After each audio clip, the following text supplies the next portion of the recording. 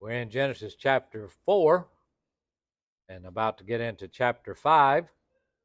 And we have read where Cain killed his brother Abel. Why did he kill Abel, by the way? Jealousy, envy, I suppose, uh, hatred, malice. All of those things enter into that, I suppose. But all of it had to do, really started out with his relationship to God.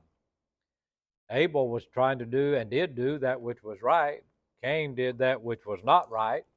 The Lord did not accept Cain's offering, and he did not have respect to Cain or his offering, but he did have respect unto Abel and his offering. And so we need to think about that our offering is an extension of us. And just because we make an offering doesn't mean that God accepts us or the offering.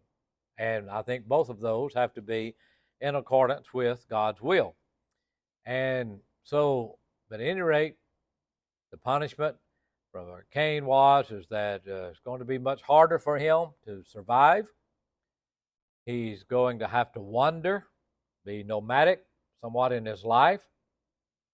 And he goes and dwells in the land of Nod, where there the word Nod means wandering. So he's wandering away. He thought that the punishment might be too hard for him to exist, and somebody's going to kill him. He thinks that, maybe rightly so, that he deserved to die. But God said, no, he's not going to die. And in fact, what did he do to Cain, lest someone should find him and slay him? He set a mark on him, didn't he? He marked him. And so God is the one who takes vengeance and not man. And so Cain knew his wife. We learn from that back in verse 17. We learn from that there are other people here upon the earth, obviously, at this time. Some time has gone by, and she conceived and bare Enoch, and he builded a city and called the name of the city after the name of his son Enoch. And so he's been dwelling in Nod and also Enoch. And unto Enoch was born Irid, and Irid begat Mehujael, and Mehujael begat Methusael, and Methusael begat Lamech. We have some names here that we're going to read again, but they're not going to be the descendants of Cain. They're going to be the descendants of Seth. And someone said, well, that's odd that we have the same names listed in these chapters. But Brother Kaufman pointed out the similarity of some of the names of this genealogy to some of those in the genealogy of Seth is used as an excuse for some to claim that these are actually garbled accounts of the same genealogies. That is, a critic of the Bible say, well, you see where they messed up? They've got the names over here, and they don't belong there, and it's just become jargled. But he points out the very variations in the names used demonstrates their belongings to separate lines. Abraham had a brother and a grandfather named Nahor. Okay, same name. There were 2 Judases in the 12, 2 Simons in the 12. And in the genealogy of Christ, one finds such names as Amos, Nahum, Judas, Jesus, 2 Matthews, or Mathis, Eliezer, and a number of others that may easily be identified with persons outside of Jesus' ancestry. So it's not uncommon to have same names. There are many Marys in the Bible, aren't there? When you read about Mary in the Bible, sometimes you have to look at the context and try to figure out which one of those Marys it is. And so we're going to have some of the same names when we get over to Seth's descendants. We come across a situation here in verses 19 through 22 of Lamech and his descendants. Now remember, these are the descendants of Cain. We're going to then very quickly get into Seth and to his descendants, and then we're going to basically leave Cain's descendants after chapter 6 especially of what's going to happen. It says, and Lamech took unto him 2 wives. The name of the one was Adah, and the name of the other Zillah. And Adah bare Jabal. He was the father of such as dwell in tents and of such as have cattle. So he's doing both. He's living in tents and has maybe different kinds of animals. And his brother's name was Jubal. He was the father of all such as handle the harp and the organ. And the organ here would be maybe windpipes and stringed instruments. And Zillah, she also bare Tubal-Cain. He was an instructor of every artificer in brass, copper, and iron. And the sister of Tubal-Cain was Naamah. And Lamech said unto his wives, Adah and Zillah, hear my voice, ye wives of Lamech. Hearken unto my speech. For I have slain a man to my wounding, and a young man to my hurt. If Cain shall be avenged 7-fold, truly Lamech 70 and 7-fold. All right. We have some things going on here in this particular text. We have the origin of bigamy, a man having more than one wife. Barnes points out in his commentary that that the practice originated among those who were estranged from God. It started with Cain's descendants here. Genesis chapter 1 and 2, how many wives for Adam did God make? Just one. Malachi will refer to that later on when he points out that the Jewish people were, after the captivity, they'd come back into their homeland, and he reproves them. He says, because you have dealt treacherously against the wife of thy youth.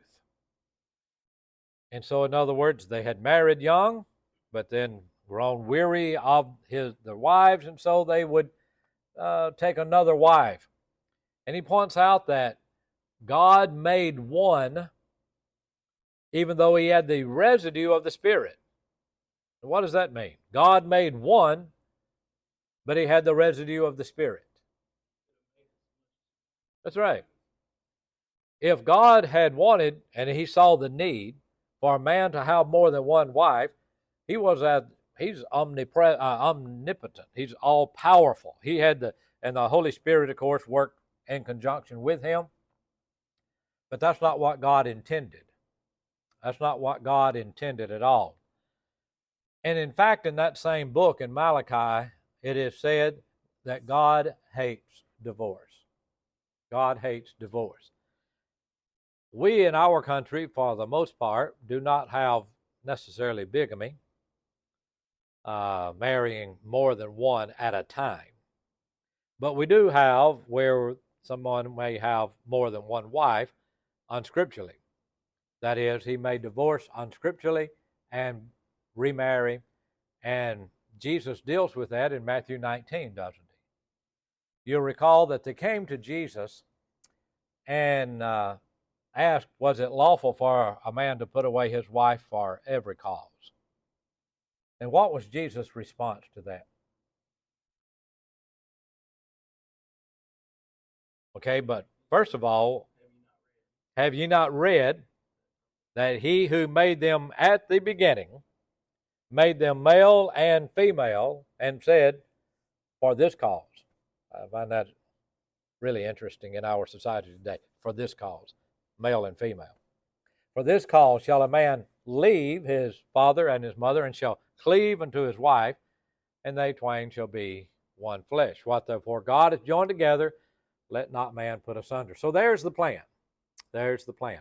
But they didn't. They said, but now if that's the case, Jesus, why did Moses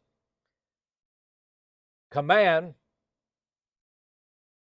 that there could be a divorce, and he gave them a writing of divorcement? Well, Moses didn't necessarily command it.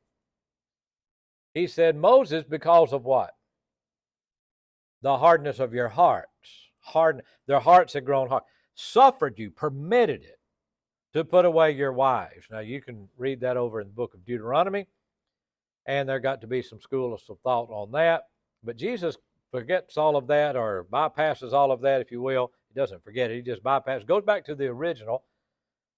He said, Moses, because the hardness of your heart suffered you, permitted you to put away your wives. He didn't command you, but he permitted you to put away your wives.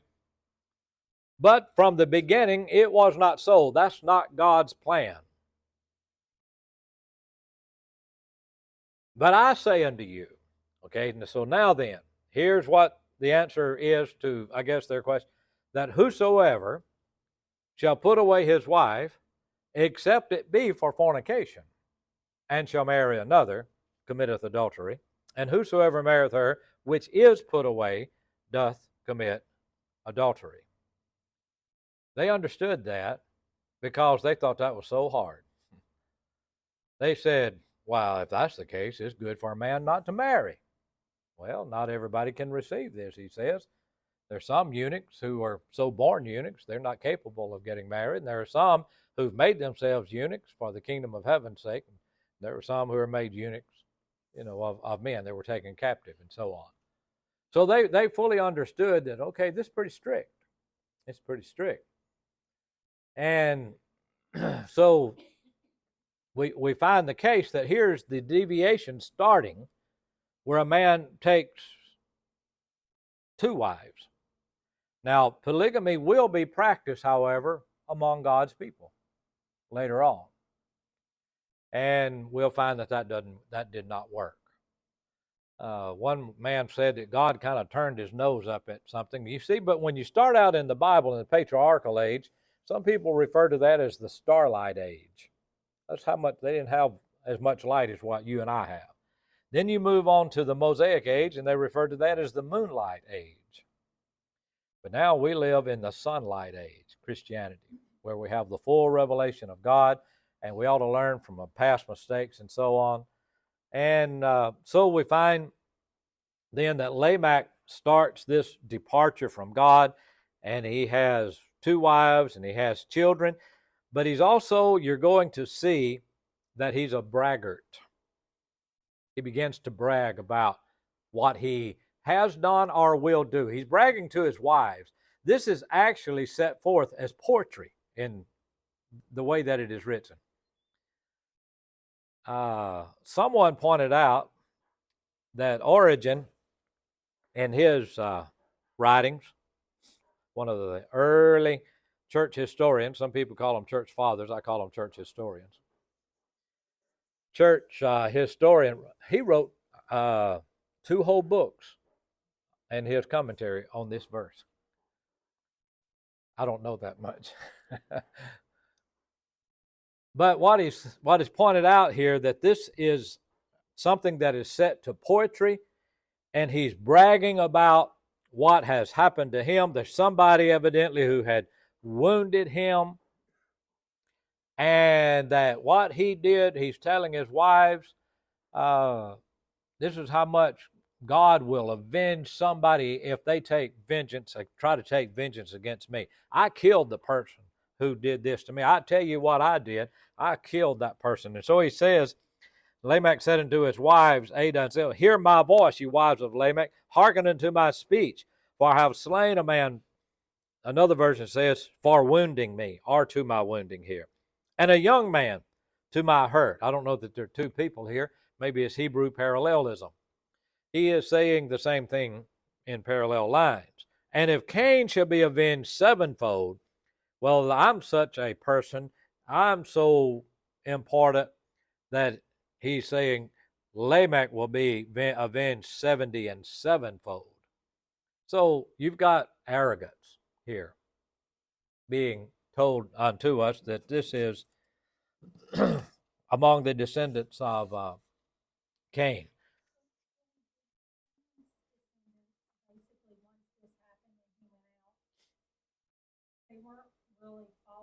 No. No, they're getting further and further away. It's like, no, in fact, we're going to have Seth's descendants discussed here in a moment, but then we pick up in chapter 6 and what's the situation? Only evil continually. Every imagination of man's heart was only evil, and that continually. It was not like we had a bad thought every once in a while. These people thought evil all the time. So what's happening is as time goes on, more and more they are departing from God. And that's happening in Cain's descendants. We're going to see something else here in just a moment.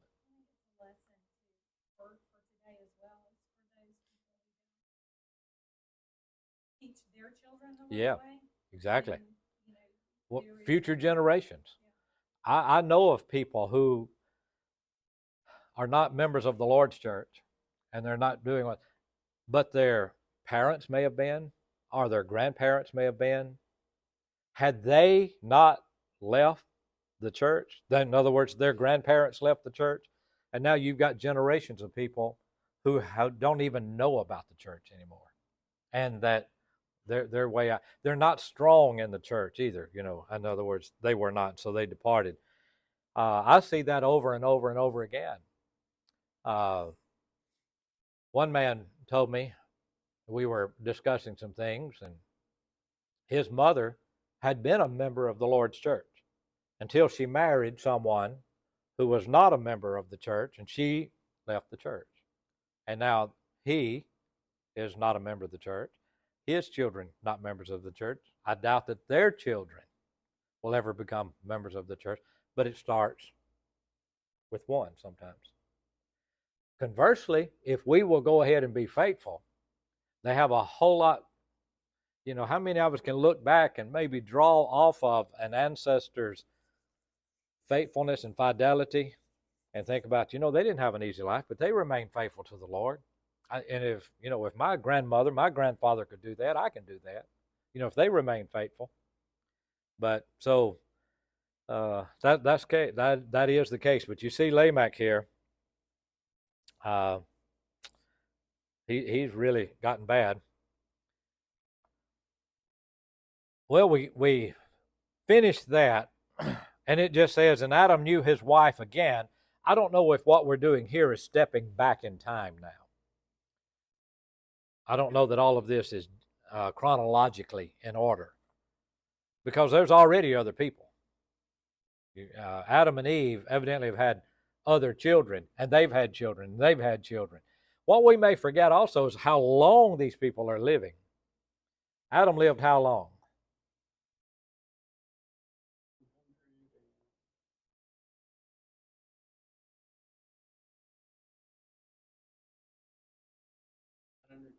$930 Now, if I had thought about doing this, I don't have the PowerPoint up tonight or anything, but if I had taken Abraham's life, and I have a timeline on some of my maps, and noticed other people who lived the same time Adam did, it might surprise us how far that went. For an example, Abraham also life will exist up into part of Jacob's life. You got Abraham, then you have Isaac, and then you have Jacob and Esau and all of them.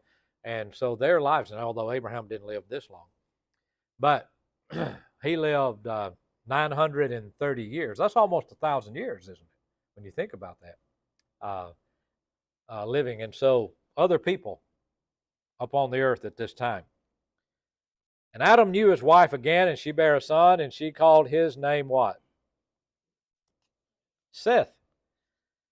For God, said she, hath appointed me another seed instead of Abel, whom Cain slew.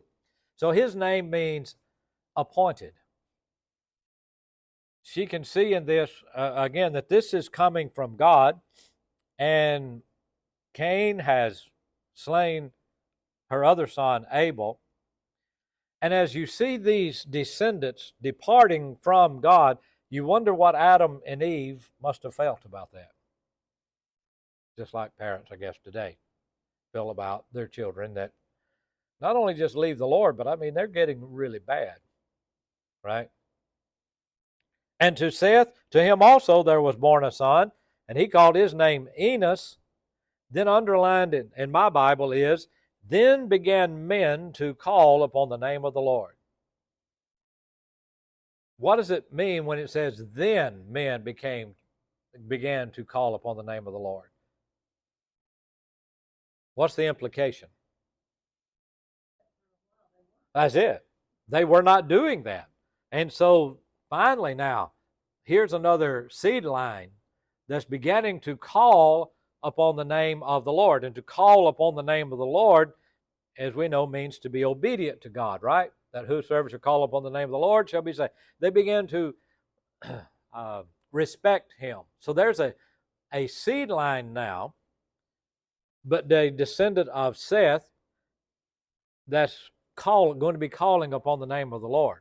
So we leave Cain and that generation generations that have been departing from God, and now we turn our attention over to Seth, and and chapter 5 is a genealogy from Adam to Noah.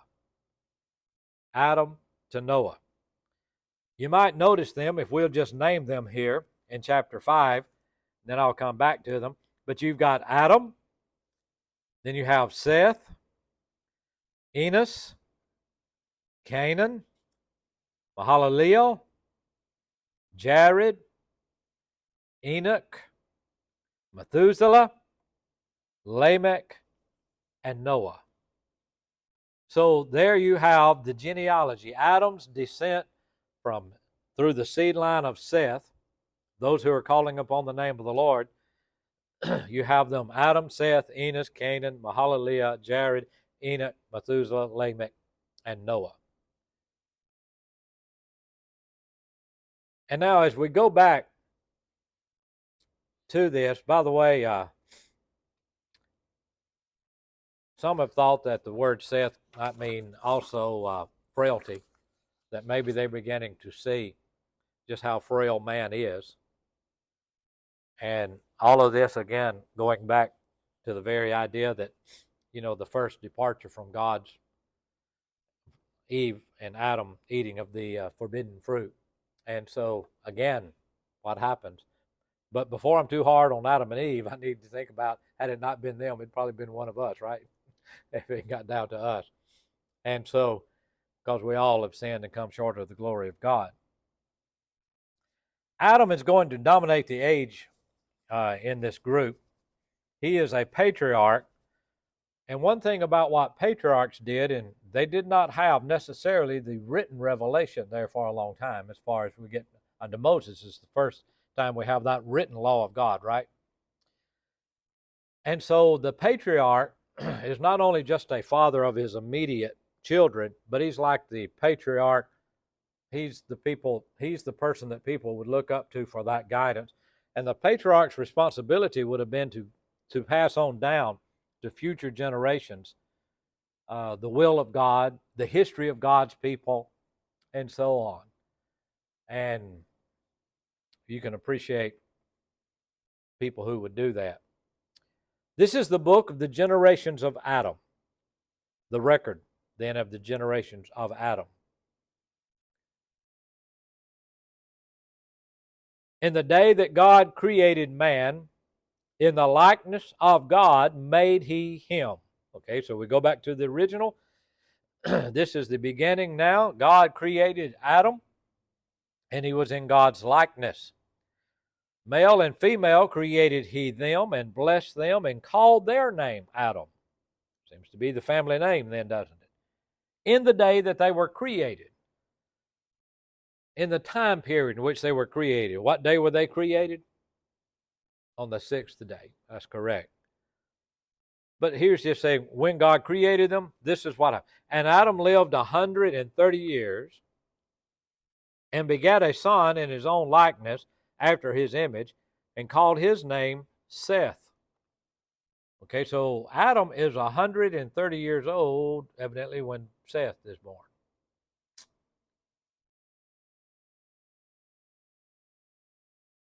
We're not giving everything that happened, nor necessarily every person that might have been born. Genealogies in the Bible are not like a family tree that we have. A genealogy in the Bible, sometimes it will say a son, but it'll mean a grandson. It means a descendant. So he's not really just tracing down just for the sake of us finding out who our relatives are, but rather a line getting us down to Noah or whomever. And Adam lived, named Seth. And the days of Adam after he had begotten Seth were 800 years, and he begat sons and daughters. So we have females then also that are born, not just sons, but the emphasis has been on Cain and Abel at this point in time. But there are other sons and there are other daughters. And all the days that Adam lived were 930 years, and he died. Of course, he's not the first to die, is he? Because we know Cain. And maybe others had died. And he died. And then you've got Seth. He lived 105 years and begat Enos. And Seth, after he begat Enos, 807 years, and begat sons and daughters. And all the days of Enos were 912 years, and he died. I suppose if you wanted to, you could go back and work out how old was maybe Abraham when some of this took place and this. I've not taken the time to do that. I get confused on numbers pretty easily. Enos lived 90 years and begat Cainan. And Enos lived after he begat Cainan 815 years and begat sons and daughters. And all the days of Enos were 905 years, and he died. Then he lists Canaan's descendants. He lived 70 years and begat Mahalalel. And by the way, could he have had other children previous to this? Perhaps so. And Canaan lived after he begat Mahalalel 840 years and begat sons and daughters. And all the days of Canaan were 910 years, and he died. Mahalalel's descendants, he lived 65 years and begat Jared. The word Jared means descend. And Mahalalel lived after he begat Jared 830 years and begat sons and daughters. And all the days of Mahalalel were 895 years, and he died. And then you have Jared living 162 years, and he begat Enoch. And Jared lived after he begat Enoch 800 years and begat sons and daughters. And all the days of Jared were 962 years, and he died. But then we come to Enoch and his descendants. And Enoch lived 65 years and begat Methuselah. And most everybody is familiar with Methuselah, right? We all know the same thing about Methuselah. And that's about all we know of him. We'll get to him, Lord willing, in just a moment. And Enoch walked with God. I find that interesting. You might notice in the Bible at times, it will talk about people walking before God. God will say, walk before me and be thou perfect, or be thou complete. Others walked with God. Others maybe are walking behind God. Maybe not express that, but they followed God. Walking before God might indicate what? I think it means under his inspection. Walking, we live before God. Sometimes people will say, before God, I'll say this, or something. In other words, in his presence. He's aware of me. And so the Bible sometimes will talk about people walking before God. Walk before me and be complete. In other words, under my constant watch care and my inspection. And that's an encouraging thing. Walking with God might indicate what? Side by side or walking together, right? You remember what Amos said? Can two walk together except what? Except they be agreed. You might walk and he may walk, but if you don't go the same direction, you're not walking together. You may walk at one pace and he'll walk at another. You're still not walking together. But can two walk together except they be agreed? And so Enoch walking with God means that he is listening to God and walking with him.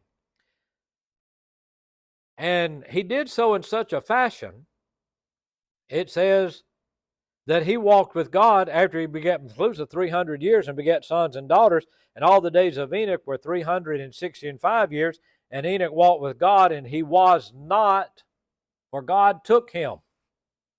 What happened to him?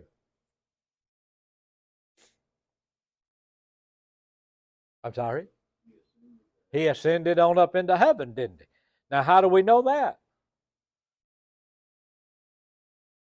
He did not die. And Hebrews 11:5. Someone read Hebrews 11:5 to us, please.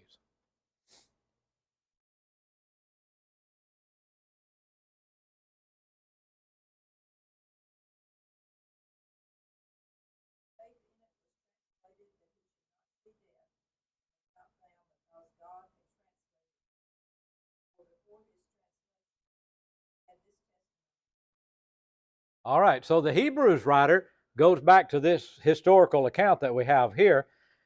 By faith, Enoch was translated that he should not see death. That he was translated, he was not found.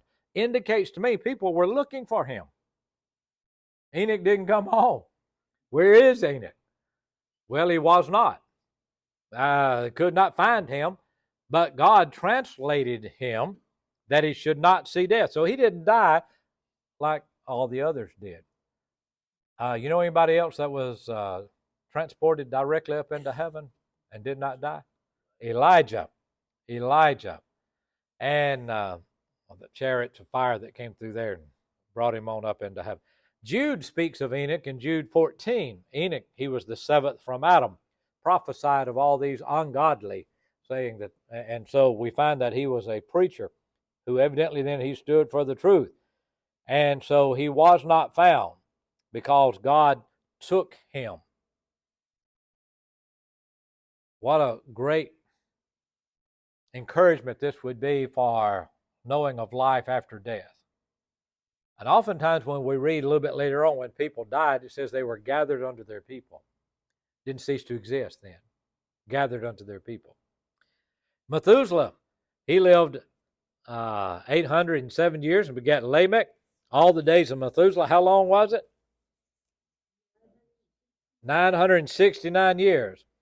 That's about all we know of Methuselah, is that he lived 969 years.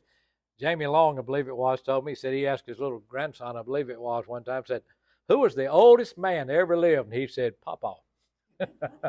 Well, no, it wasn't Papa. It was Methuselah. Methuselah, 969 years. People who study these things tell us that he died during the year of the flood. Did he die in the flood or did he die just the year of the flood? I don't know. Then you had Lamech's descendants going to be mentioned. He lived to be 777 years, but he died. And now we come to Noah. And Noah was 500 years old, and Noah begat Shem, Ham, and Japheth. And so we have the matter of fact, Lamech begets Noah. What does the name Noah mean?